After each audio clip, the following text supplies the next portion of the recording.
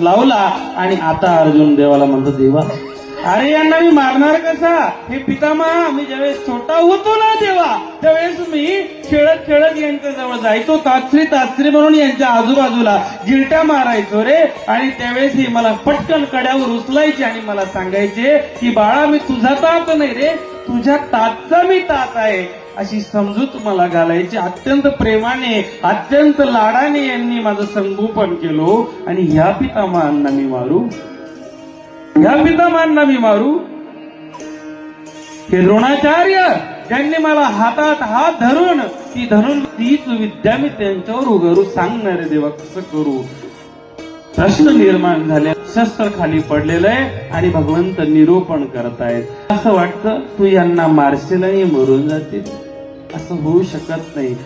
यांची फक्त शरीर मारणार आहे, आत्मा तर अविनाशी आहे ना. आणि आता